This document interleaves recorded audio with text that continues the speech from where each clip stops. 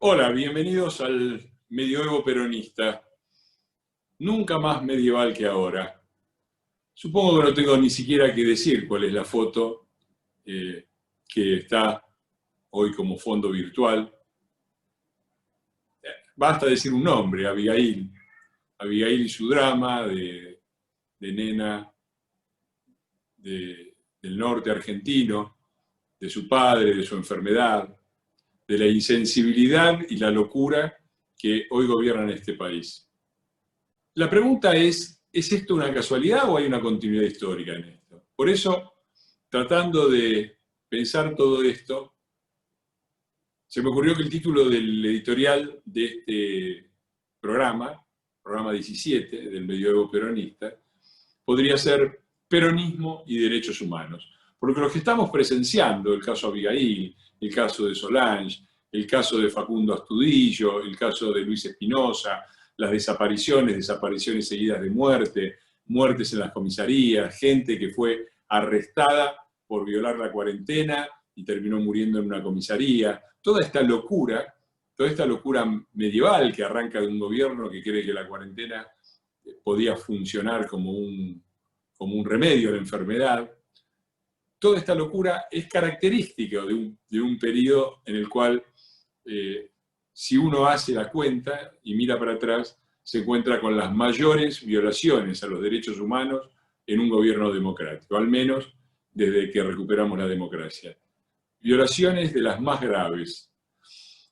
Y esto no es una casualidad, por eso vale la pena recordar cuál ha sido la histórica relación entre el peronismo, que gobierna hoy el país, y los derechos humanos. Más allá del cuadrito y de los fueros que se ganó Néstor Kirchner, bajando un cuadrito cuando los militares ya estaban derrotados.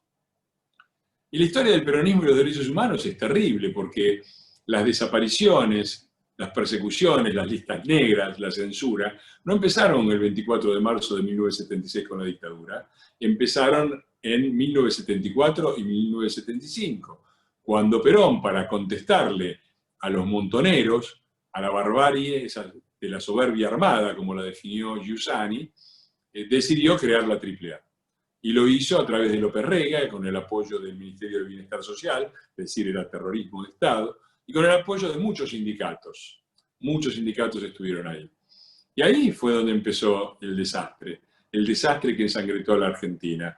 Después empeoró y empeoró mucho y nada puede de ninguna manera excusar a la dictadura, pero hubo entre desapariciones, muertes, atentados, más de 1000 víctimas durante el gobierno constitucional de Isabel Perón, y sobre todo por el enfrentamiento entre dos fracciones peronistas, los montoneros y la AAA. Ese horror siguió después, porque cuando se terminó, cuando la dictadura cometió la locura y el error de Malvinas y se cayó, sancionaron una ley de autoamnistía a los militares que el peronismo apoyó.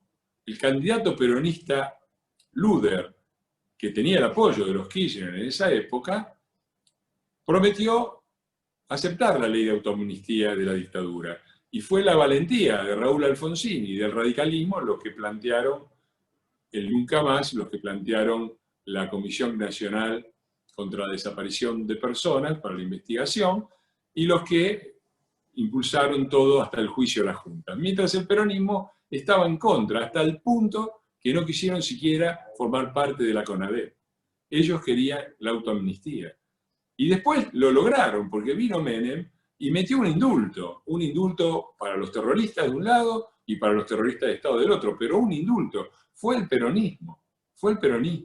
Y después siguió, mientras Elisa Carrió y Alfredo Bravo eran los únicos diputados que planteaban derogar la obediencia debida y el punto final para jugar a los genocidas, el peronismo durante años dijo no, y solamente cambió cuando vio un rédito electoral y fueros, como lo dijo el propio Kirchner, los derechos humanos te dan fueros, solamente en ese momento, después de haber estado en Santa Cruz, después de ser abogado sin no presentar nunca ningún recurso de habeas corpus, Cristina se justificó y dijo que no había desaparecidos en la provincia de Santa Cruz, que por eso ellos no habían hecho nada, es mentira, hubo 6 desapariciones forzadas en la provincia de Santa Cruz, de quienes supuestamente eran sus compañeros, de estos 2 sujetos que empezaron su fortuna económica apretando gente con una de las más siniestras leyes de la dictadura, la famosa 1050, que dejó en la calle a miles de argentinos por ser deudores hipotecarios.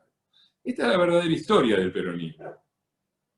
Y no se termina acá, se termina con esto, esto termina, este desprecio visceral por los derechos humanos, al mismo tiempo que se los utiliza como pantalla y se utilizan los recursos del Estado para cooptar organizaciones de derechos humanos, termina en Abigail, termina en Solange, que murió sin poder ver al padre, termina en el chico que se ahogó tratando de cruzar el río Bermejo porque no lo dejaban ir a ver a la hija, y los 7.000 detenidos, detenidos no, exiliados, porque hoy prácticamente son exiliados de la provincia de Formosa a la que no pueden volver, y con los abusos en las comisarías de San Luis, y con Luis Espinosa, que desapareció y apareció muerto en Tucumán.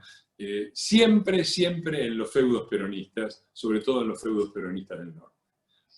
Por eso yo estoy planteando como diputado que haya una CONADEC, una Comisión Nacional de Investigación de los crímenes cometidos por el Estado durante la cuarentena.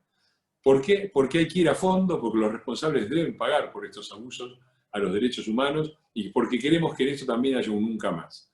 Que no haya nunca más en la Argentina tragedias como la de Abigail, Solange, Luis y Facundo.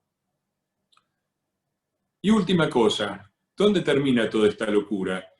Termina en los conversatorios contra el discurso del odio, en el que participan el jefe de gabinete, Santi Cafiero, y muchos funcionarios kirchneristas, muchos funcionarios del gobierno, y en el que aparece un personaje que forma parte del INADI, dirigido por la inefable Vicky Donda, donde se dirige a la Cámara hablando contra los discursos del odio con 2 afiches atrás de montoneros. Ahora, ¿cómo es compatible esto, una cosa con la otra? Es algo que tendrán que explicar, porque no se entiende que se esté a favor y todavía se reivindique el accionar de una banda de mesiánicos, fanáticos y crueles que entregaron a sus propios compañeros, los montoneros, con la inexistencia del discurso del odio. Y en el fondo, lo único que está aquí es una de las reglas del discurso, de las reglas de la propaganda política, del gran responsable de la propaganda política del nazismo, Goebbels, que decía que el primer truco era echarle la culpa al enemigo de los propios defectos. Bienvenidos al Mediólogo Peronista, aquí estamos, lamentablemente.